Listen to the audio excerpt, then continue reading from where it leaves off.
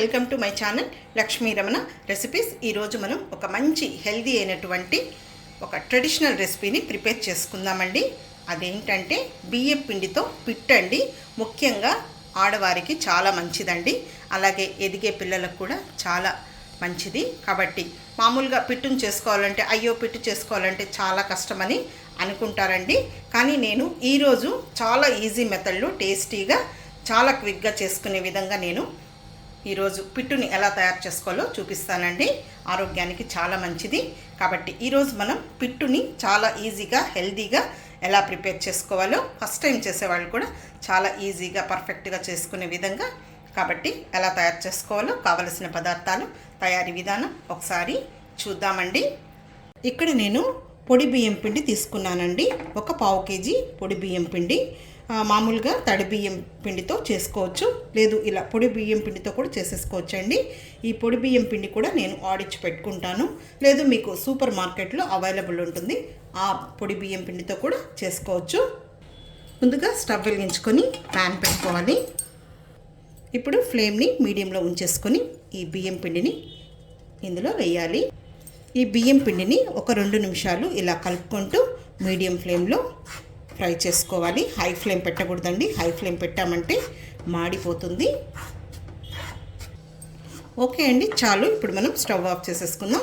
ఇది కొద్దిగా చల్లారనివ్వాలి. ఇప్పుడు ఈ బియ్యం పిండి కొద్దిగా చల్లారింది. ఇలాంటి బౌల్ ఒకటి తీసేసుకొని ఈ వేయించి పెట్టుకున్న ఈ బియ్యం పిండిని ఇందులో వేసుకోవాలి. ఇప్పుడు ఇందులో కొద్దిగా సాల్ట్ వేసుకోవాలండి. ఒక పావు టీ స్పూన్ సాల్ట్ అయితే సరిపోతుంది. ఇప్పుడు ఇదంతా కలిపేసేసుకోవాలి. ఇప్పుడు బాగా కలిపేసుకున్న తర్వాత నార్మల్ వాటరే అండి, కొద్ది కొద్దిగా చల్లుకుంటూ కలుపుకోవాలి. ఇలా కలుపుకోవాలండి, నీళ్ళు చల్లుకుంటూ. మరి ఒకేసారి ఎక్కువ వేయకూడదు. ఇలా చిలకరించినట్టు చిలకరిస్తూ కలుపుకోవాలి.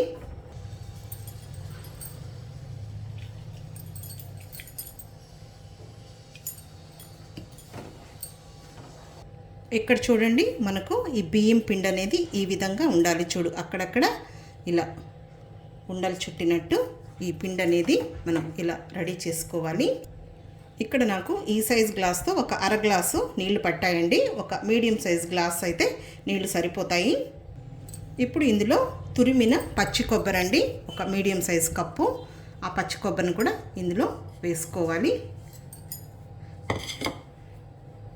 పచ్చి కొబ్బరికి ఆ బ్లాక్ వెనకలు ఉంటుంది కదండి, అది కూడా దాంతో సహా మనం తురుముకోవాలి.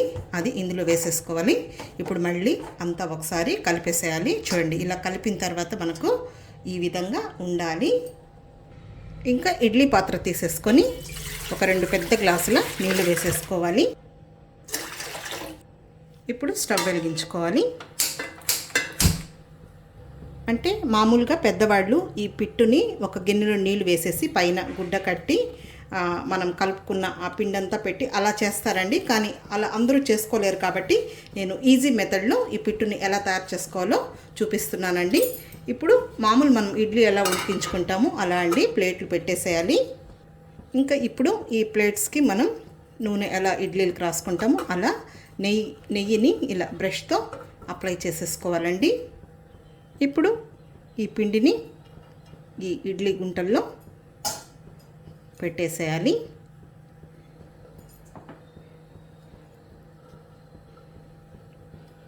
చాలా ఈజీగా మనం ఒక 5-10 నిమిషాల్లోనే ఈ పిట్టుని హెల్తీగా టేస్టీగా ప్రిపేర్ చేసేసుకోవచ్చండి. ఎవరైనా కూడా ఈజీగా చేసేసుకోవచ్చు. ఈ విధంగా అయితే మామూలుగా కొంతమంది అయ్యో పిట్టు చేయడం రాదే అని అనుకుంటారండి. సో అలాంటి వాళ్ళు చాలా ఈజీగా చేసే ప్రాసెస్ ఇది.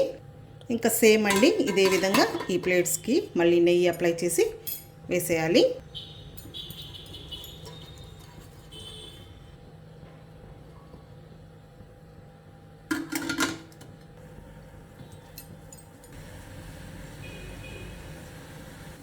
నాకు ఇక్కడ కరెక్ట్గా 3 ప్లేట్స్కి సరిపోయిందండి. మిగిలితే మళ్ళీ మనం చేసేసిన తర్వాత మళ్ళీ కూడా ఇదే విధంగా చేసేసుకోవడమే. ఇప్పుడు మూత పెట్టేసుకుందామండి. ఇంకా హై ఫ్లేమ్లో ఒక 8 నిమిషాలు ఉడికించుకుంటే సరిపోతుందండి. ఓకే అండి, చూద్దాము.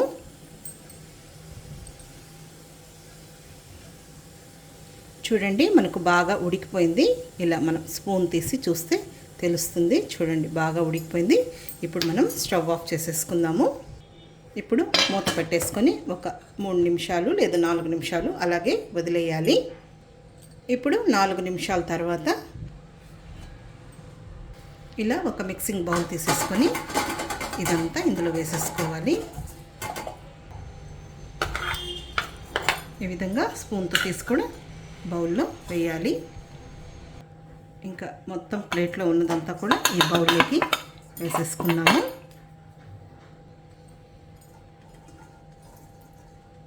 ఇప్పుడు ఇదంతా కూడా ఒకసారి ఇలా కలిపేసుకోవాలి. మనకు ఈ విధంగా ఉంటే బాగుంటుందండి, అక్కడక్కడ మరి అంతా పొడి పొడిగా లేకుండా. నేను ఇక్కడ మొత్తం ఒక కొబ్బరికాయ తీసుకున్నానండి. ముందుగా మనం బియ్యం పిండిలో వేసేటప్పుడు కొద్దిగా వేసాను, ఇంకా మిగిలింది ఇప్పుడు మిక్స్ చేసుకోవాలి. కొంచెం గోరువెచ్చగా ఉన్నప్పుడే కలుపుకోవాలి.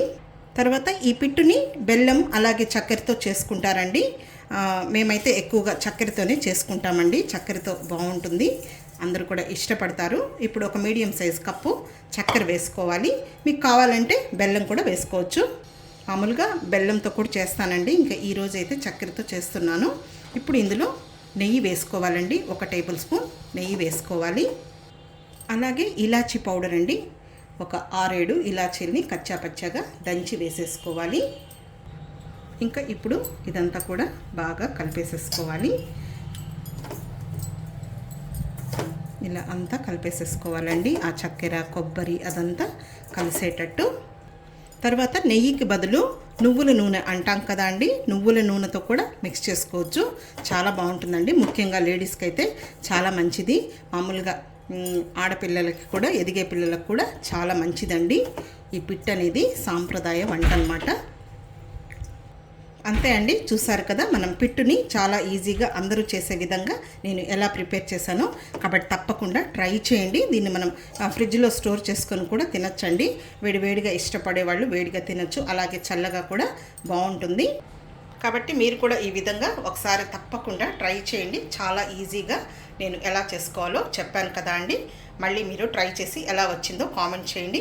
ఈ వీడియో మీకు నచ్చినట్లయితే నా యూట్యూబ్ ఛానల్ లక్ష్మీ రమణ రెసిపీస్ని కొత్తగా చూస్తున్న వారైతే నా ఛానల్ని తప్పకుండా సబ్స్క్రైబ్ చేసుకోండి. ఇంకొక మంచి వంటతో మళ్ళీ కలుద్దాం.